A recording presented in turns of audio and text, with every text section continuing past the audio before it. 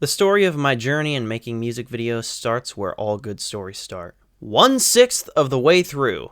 So my other video where I talked about making short films started in 2017 where my channel started, but I didn't have the idea for music videos until much later in 2018, like mid-2018. So on some random summer afternoon in mid-2018, I was sitting on my computer looking at random Adventure Time stuff on YouTube. This was an activity I did quite often. Somewhere within the mix of short films, cosplay videos, which song best fits the character videos, and a ton of random YouTube news videos about Adventure Time ending sometime very soon, I ran across some Adventure Time AMVs.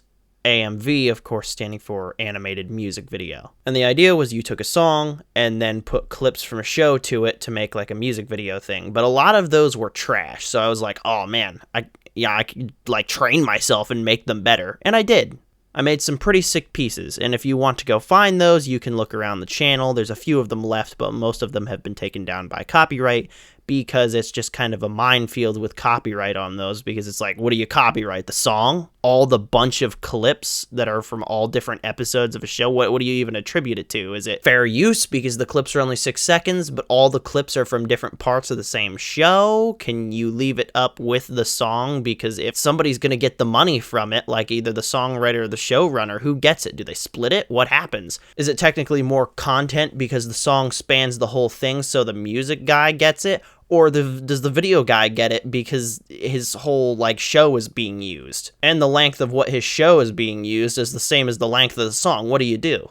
So YouTube chose to delete all those from existence. I believe that brings us to sometime in 2019. I was getting quite a few views on my AMVs, and I was very happy about that because there was some channel growth there, which I, didn't have much of back then. I remember waking up around like 11 o'clock on like Saturday morning or something like that, and then watching the emails roll in as every single one of my Adventure Time AMVs, except for like maybe 2, were just banned, all just like one after the other, after the other, after the other. But after a few days of being depressed, I got back up and I persevered. I continued on YouTube. I almost quit right then and there, but I didn't. I kept going. But my urge to edit things to music just didn't go away. Like, I wanted to do it, and I actually made a few more AMVs and tried to post them, but they pretty much just immediately got taken down. I think one of the later ones that I made is still up. I think Rainbow in the Dark is still around. I have no clue why that one was left alone, but it seems to be still up as far as I know. So with this little music video itch in the back of my brain, I pitched the idea to Jacob and Isaiah. Jesse was too young at the time to really give much input, but Jacob and Isaiah both gave it the go-ahead.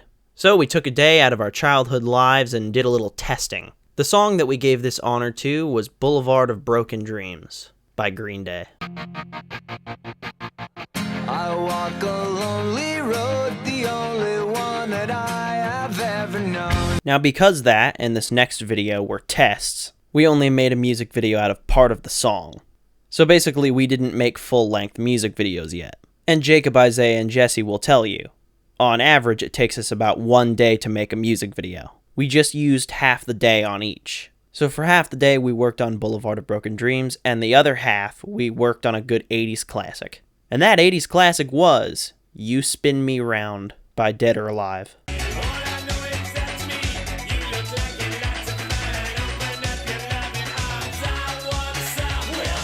So there were 2 things that I learned immediately, and those 2 things were, 1, choreography is very, very hard. Good job, Michael Jackson. And 2, it looks very weird and is extremely noticeable when I get the lyrics wrong. I learned that there were about 7 or 8 bits of Spin Me Around that I actually did not know what the lyrics were, it turns out. But don't worry, I know now, so when we do that song again, quite soon, I will know it. Guaranteed. That one's going to actually require some choreography. That's going to be such a pain. So one day on a random Friday? I don't remember what the exact day of the week was, but one random day I was about to head over to Jacob's place, Jacob, Isaiah, and Jesse's place, to go work on a filming project. It was a secret project. I can't tell you what it was, but I was about to head over there. And then Jacob calls me the morning of, after I already have some people picked up, and tells me that he and both of his brothers woke up sick. I told him it was all good, got off the phone, and that was immediately like, okay, this is a problem. I already have these people collected, and I need to do something. So I had to think fast. I had to figure out something to do and get people moving really quick so I could get this project done and I'd have a video for 3 weeks from then. Because I was pretty busy at that time and I was on a very strict schedule. And all of a sudden I got that same itch in the back of my head to do a music video. And I figured, okay, I have the usual 3 people under me. I have a little bit of practice, I have the skill, and I just watched a couple videos on this. I should be able to do a pretty decent music video. But I don't have time to learn lyrics, so I'm going to need to already know them. And while I was sitting there thinking, while everybody else talked, I started singing under my breath. Came the last night of sadness, and it was clear she couldn't go on.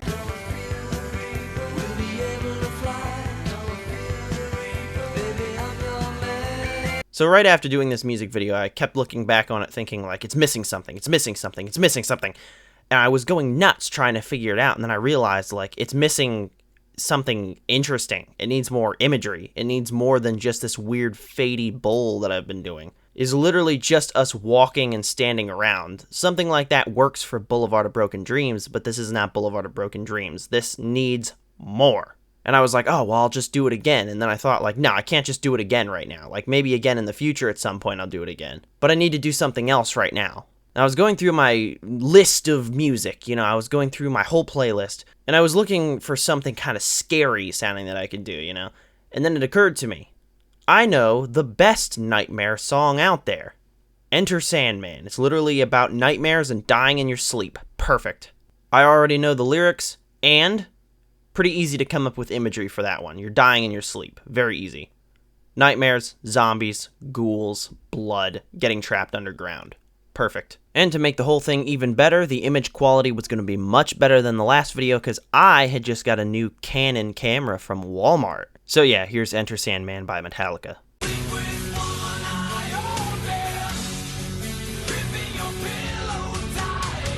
So in my never-ending quest to improve my camera skills, and because I noticed that a lot of the scenes in Enter Sandman were a little weird looking because, well, camera was out of focus or things were too bright or too dark or whatever, I started working on my camera skills a little more. Just messed with a lot of settings, watched some YouTube tutorials, kind of got over the learning curve of going from a weird little point-and-shoot handheld, what was it, an Olympus? Olympus stylus, I think, to a Canon Rebel T100, which is like the garbage one you get from Walmart, but it was a start. The autofocus was horrible, and the autofocus didn't work if you were doing video. If you're a beginner, I honestly would not recommend Rebel T100. Don't get your freaking photography cameras from Walmart, please, for God's sakes. But anyways, I worked on my camera work a little bit, and then just as a test run, we filmed a little music video project for the song Dust in the Wind by Kansas while we had a free day. It slips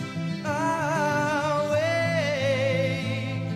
So obviously Dust in the Wind there was kind of an experiment. Nothing important going on with that one. It was just a little test to see what I could and couldn't do with this new camera that I was working with. Not that Enter Sandman wasn't a good test, but I was starting to understand the camera a little bit better. One thing I did notice though was during editing, I started to get kind of bored. Like the song was just too slow for me. I'm a rock and roll guy. I love to listen to the song, but apparently I don't like to edit the song.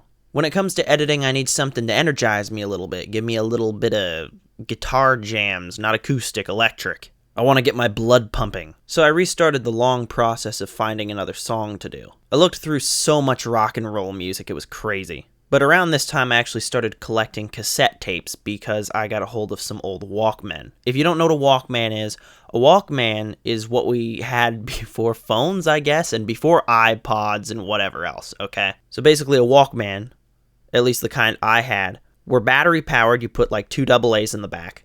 And then the front or side or whatever opens up and you put a cassette tape in there, which is an old way of listening to music. Close it up and hit play. That would turn 2 wheel thingies inside there and make the tape get like wound. I don't know. It would make the tape move. And then you could hear what was on the tape. So that's the kind that I had. There were also CD Walkmans. Those ones sucked because every time you'd walk it would rattle the CD and it would skip. I actually had a CD Walkman. I didn't like it. But since I had just bought those cassettes, I was listening through all of them. I got Def Leppard, Roy Orbison, Blue Oyster Cult, Aerosmith, The Police, and those are just some of them.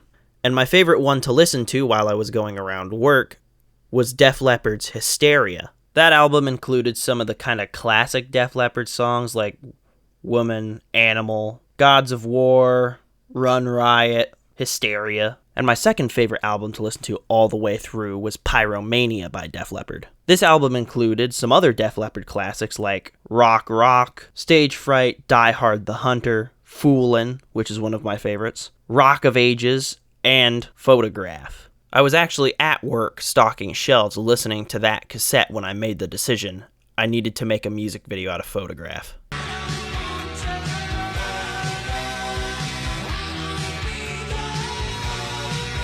About 2 months before recording this next music video, I was just having a bad time. I was recording too many projects all at once, I was working on way too much, and I was actually at work, just stocking shelves and the like, when I was talking to one of my bosses and I was saying about I needed a new song for a music video, and he was just kind of like, you'll figure it out. And I was like, yeah, you're right, I will probably figure it out. So I was walking out of the back of the store into the shelves area, actually where people shop and stuff. And I was walking towards the front. And I was thinking about what kind of music videos have I done in the past? I did Enter Sandman. That's basically 90s metal.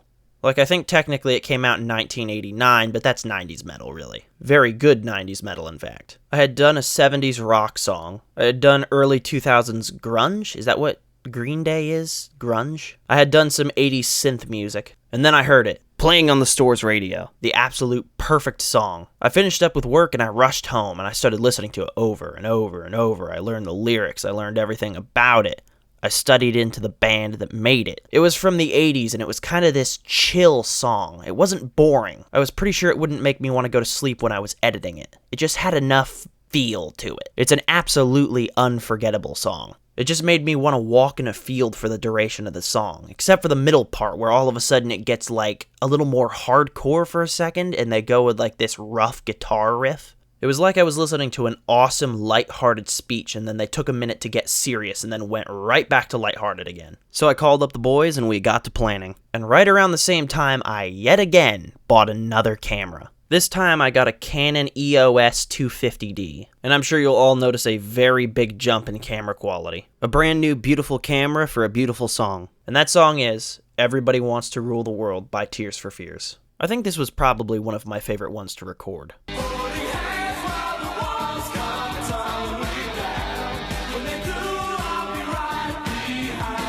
So after recording Everybody Wants to Rule the World, I started getting very particular about my filming. I had a pretty good camera now, and I really wanted to make it as good as I could visually. So I basically went and did exactly what I was afraid of. I went and had a bunch of my media production friends criticize the crap out of it. Luckily for my ego, they actually thought it was quite good, but they did point out a bunch of stuff that I really did take to heart. Things like, hey, look, this is a little overexposed. This could have been shot from a much better angle. Sometimes things are a little weird and they don't feel like they belong with each other. I also heard a lot of what people liked. They weren't afraid to laugh at some stuff and give me constructive criticism, but they did make sure to tell me what they liked as well, and I'm very grateful for that. One thing that everybody liked was that I followed the feel of the song. When the music got darker right there in the middle, I made sure that the music video got darker right there in the middle. I tried to follow the sound visually. That way it wouldn't feel disjointed. People also liked that I looped back to kind of the same scenery. I'd go through all these different things and then kind of come back to the field with the flags and all that, and then they could kind of reconnect, I guess.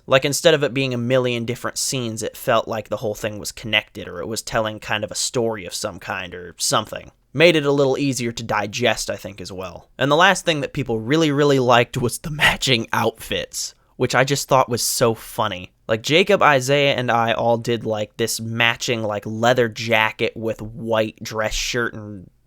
did we all have red ties? I'm trying to remember if we all had red ties. I think just Jacob and I had the red ties and Isaiah didn't have one. But we had this matching outfit thing going on. And then Jesse kind of had I think a dress shirt, and we all had sunglasses, or at least most of us did. I think Jacob was the only one without sunglasses. We kind of tried to mix it up a little bit so it wasn't exactly the same, but we wanted to be close. And then Jesse just had this orange puffer jacket on to really break things up. It made him kind of stand out from the rest of us too, which was kind of funny. Because he didn't have any lines or anything. It was just, it made you notice him. So I tried to take everything that people liked, returning to scenes, kind of a themed video where things really belong together, it seems, matching outfit designs and such, and put it into my next video. And I already knew what I was going to do. I needed to redo it now that I had the correct resources for it, and the hair length that I needed. So now, 2 new cameras later, thousands of dollars spent on projects, thousands of hours spent practicing in media, and training the boys in everything I could teach them, plus some new video editing skills. This is, for the last time, Boulevard of Broken Dreams by Green Day. I walk a lonely road, the only one that I have ever known. I sent it to you on Messenger because I don't know where your snap went. What? I had to get your snap back from you because I don't know where that went. Just send it to me on Messenger then. Oh, that works. You ready? So the story for this one starts where the last two did, at work. So there's this kid at work. He doesn't want me to mention his name, and that's why he had, like, the mask through the video so that people, wouldn't see his face and recognize him and stuff. It's part of, like, his online alias or whatever that he's had for, like, a very long time. But this kid, at work, happened to be talking to me one day about making music, because he plays guitar and makes music and stuff. And I kind of was telling him that, like, I could sing a little bit and I knew a lot about music, and he and I kind of had, very similar music tastes, but I didn't know how to actually make music. Like, music theory is very foreign to me. I can play, like, 2 riffs on guitar.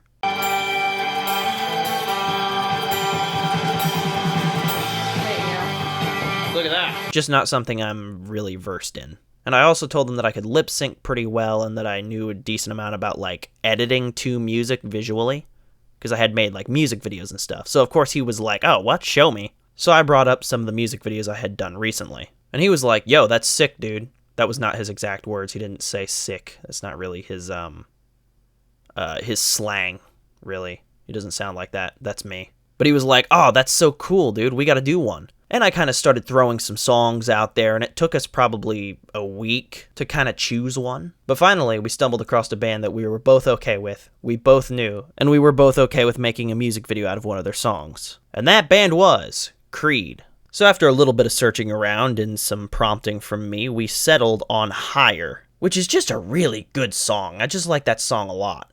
So for the past couple of music videos, I had actually started writing these stage directory things, which had, like, the lyrics on it and kind of the idea of what I wanted for each scene, and a ton of other information. For this music video, I just didn't. I didn't do any of that. No prompts, no script, no stage directory, no lyrics, no nothing.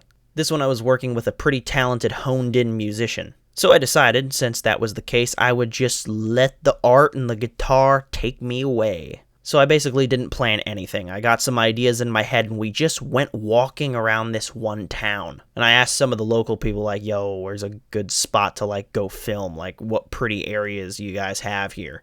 I don't remember what the name of the town was, but you guys probably shouldn't know anyways, because, yeah.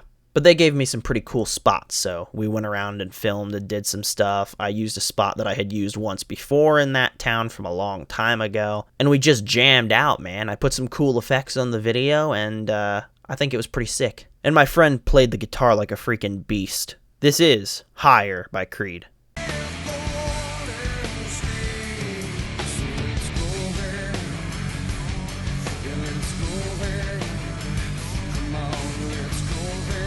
So a few months after doing Higher, I was kind of figuring, yo, I need a Halloween special. I haven't done a Halloween special in years. So I started looking through songs to do, and I was like, maybe I redo one of my old ones now, because, like, Boulevard went really well since I redid it.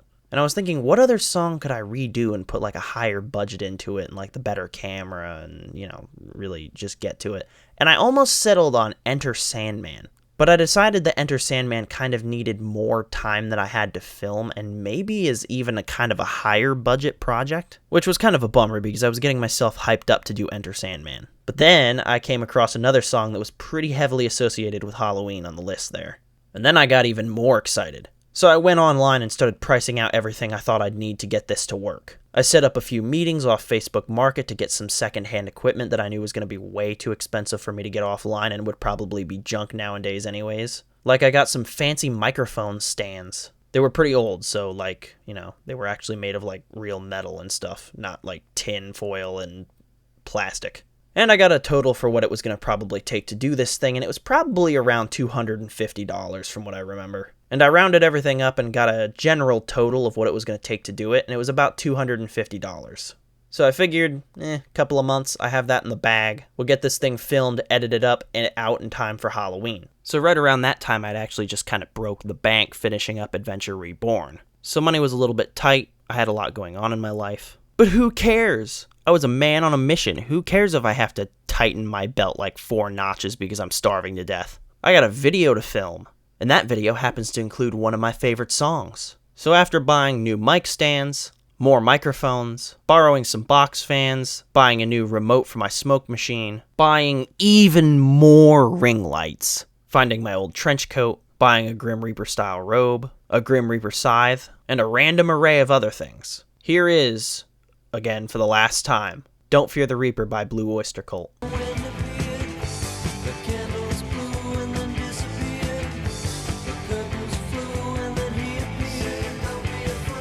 Well, I guess that's it. That brings us up to the happenings of like 2 weeks ago or whatever. I hope you guys enjoyed hearing about my artistic pursuits. A lot of my other videos are just me kind of goofing around or having fun or telling a story, but these ones are kind of my pure artistic intent coming out. For some reason, the median of music videos is where my artistic ability comes out the most. It just seems to be where I can just film, and I would say 50-50 it's gold. You know what I mean? Like, I do some weird stuff that people laugh at. Some of the early work was downright silly, but it was always my best attempt of just letting go and being an artist, just showing you guys what I could do. And in a weird way, showing you guys the emotional impact a song has on me. And I've noticed over time that these are close enough to the soul that they actually change my mood as I'm doing them. Like while I was preparing to do Boulevard of Broken Dreams, and during the week of filming, and about 3 weeks after filming, I was incredibly depressed. I kind of had a lot of dark thoughts and feelings around that time, and then after that 3 weeks after, I really just kind of cleared up. And before that, during the filming of Everybody Wants to Rule the World, that was a serious high point in my life. I was happy, I felt really good about everything I was doing, and it was like the songs affected me to an extent. It was like what I was being constantly exposed to. And maybe it's only because that's what I was being exposed to, but I'd like to think it's some artistic part of me that's like showing through, kind of kicking in, you know what I mean? And I hope this allowed you to see into the methods of my madness. Maybe even become a little more in tune to your own artistic ability. Maybe you can kind of cheat off my story and get ahead on your own artistic discovery, I don't know. But no matter what you do with it, be creative. Thank you very much everybody for watching, and I will catch you in the next one. Thanks guys, goodbye.